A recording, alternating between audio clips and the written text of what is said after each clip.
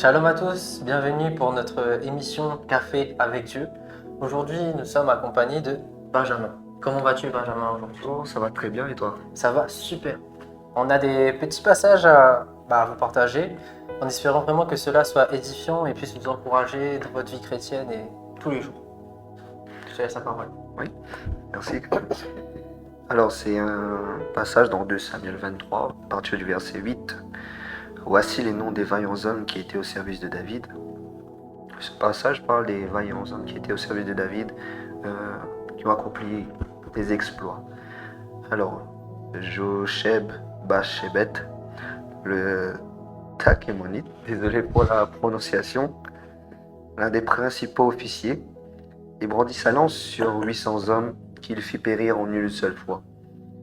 Après lui, Éléazar, fils de Dodo, fils d'Ashoshi, il était l'un des 3 guerriers qui affrontèrent avec David les Philistins rassemblés pour combattre. Tandis que les hommes d'Israël se retiraient sur les hauteurs, il se leva et frappa les Philistins jusqu'à ce que sa main fût lasse et qu'elle resta attachée à son épée. L'Éternel opéra une grande délivrance ce jour-là. Bon, je ne vais pas tout lire, parce que c'est un très grand passage, mais on va plutôt prendre Étape par étape. étape par étape.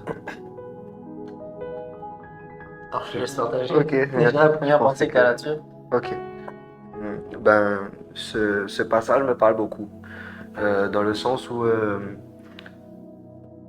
on voit que les Philistins, on voit que les Israélites, le peuple de Dieu, ils ont fui devant l'ennemi, ils ont fui devant les Philistins. Et mais cependant, on verra à chaque étape qu'il y a un homme qui s'est levé pour combattre les Philistins. Il est écrit que l'Éternel opéra une grande délivrance ce jour-là. On voit que même s'ils ont accompli un grand exploit, on voit que dans le spirituel, c'est l'Éternel. L'Éternel donne la victoire. Ceux-là s'appuient sur leurs charges, ceux-là sur leurs chevaux, mais c'est l'Éternel qui donne la victoire. Enfin, je ne sais pas si c'est correct le verset, mais je crois qu'il y a un verset qui parle de ça.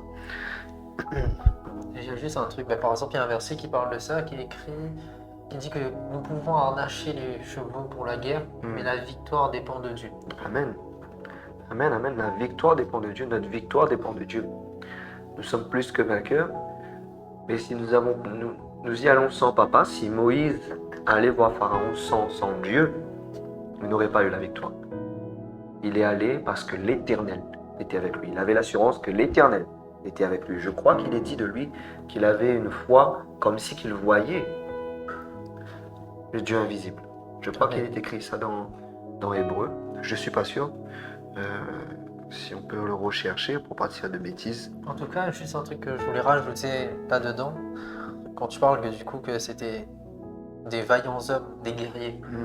Et il y a juste ce passage-là où il dit, il brandit sa lance sur 800 hommes qu'il fit périr en une seule fois. Et juste le fait d'écrire, il brandit sa lance. En tant que guerrier, pour combattre, il faut brandir son épée. Il faut brandir son arme. Tu peux être le meilleur des guerriers, avoir les meilleures armes. Mais si tu ne te lèves pas, et tu ne lèves pas cette arme que tu vois que Dieu t'a donnée, tu ne remporteras aucune victoire. C'est comme Moïse. Quand Dieu l'a appelé, je crois que papa lui a dit qu'as-tu dans la main? Il avait un bâton, et avec ce bâton, c'est au travers de ce bâton que Dieu a accompli les signes et les prodiges. Il leva le bâton et papa ouvrit la mer rouge en deux. J'ai trouvé le verset, c'est écrit que c'est par la foi qu'il quitta l'Égypte sans être effrayé de la colère du roi, car il se montra ferme comme voyant celui qui est invisible. Hébreu 11, verset 27. Désolé. Donc il avait cette foi ferme comme voyant celui qui est invisible.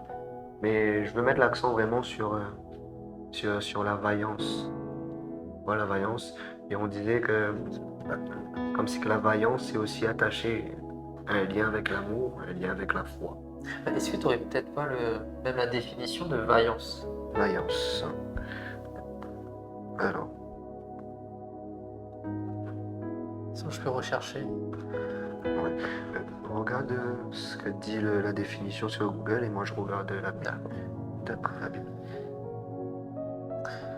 Alors, vaillance, valeur guerrière, bravoure, courage d'une personne que la souffrance et les difficultés, le travail n'effraient pas.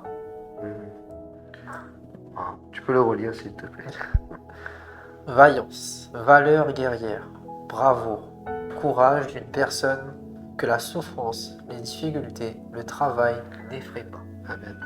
Et on vient de dire quelque chose. Je lis quand même la définition dans Strong, Bible Strong. A dit que vaillant signifie fort, homme brave, homme vaillant. Mais là, tu as dit que vaillant signifie aussi qu'il n'a pas peur de la difficulté, de la souffrance, du travail. C'est comme si une définition de foi, mais aussi c'est comme la définition de l'amour. L'amour supporte tout. Comment dire? L'amour supporte tout. Je ne vais pas trop m'égarer, je vais revenir sur le sujet. Donc, disons que c'est comme si que la vaillance a un lien direct avec l'amour. Et on disait que même si on ressent la peur par amour pour son ami, même si on n'est pas du genre à se battre ou même à se lever, se révolter ou quoi, mais par amour pour mon ami. J'entends des gens parler dans les discussions, parler sur lui. À un moment, je vais le défendre. Une maman ou même un père qui peut être pas forcément musclé, mais par amour pour son enfant, il ou elle va se battre. Elle va se lever, il va travailler. Le travail ne lui fera pas peur. La souffrance ne la fera pas peur. Et je suis vraiment interpellé par ça.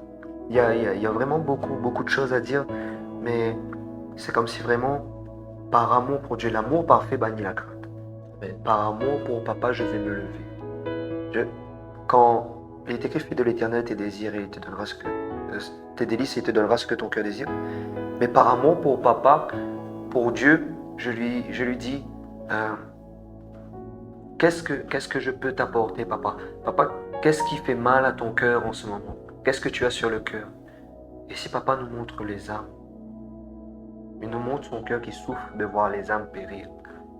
Même si on a peur, par amour, on va se lever. Par amour et parfois, on va se lever dans la prière. On va dire, oh, papa m'a partagé son cœur. Papa veut que je prie, c'est sa volonté. Il est écrit que l'Éternel désire que tout être humain soit sauvé et parvienne à la connaissance de la vérité. Je vais me lever parce que j'aime mon papa. Papa va faire de moi un vaillant. Le royaume des cieux est forcé, je crois. Il dit le royaume des cieux est forcé. Et ce sont les violents qui s'en emparent. Ouais, ce sont les violents qui s'en emparent. C'est comme si que l'amour te pousse à la vaillance. L'amour te donne un certain courage, une certaine audace. Par amour pour papa, dans Ésaïe au verset chapitre 2, verset 6, je crois. Je ne suis pas sûr. Non. Je ne me rappelle plus de la référence. Bref. Dieu dit, qui enverrai-je et qui marchera pour moi? Ésaïe se lève et dit, moi, envoie-moi. Et Dieu ne lui dit pas, non, tu n'es pas qualifié ou quoi. Dieu dit, va. Parce qu'il a été va. vaillant de se Va. lever. Par amour, je me lève. Je sais que je n'ai pas forcément les forces. Jérémie a dit, je suis un enfant. Dieu lui a dit, ne dis pas tu es un enfant, mais tu iras vers tous ceux vers qui je t'enverrai.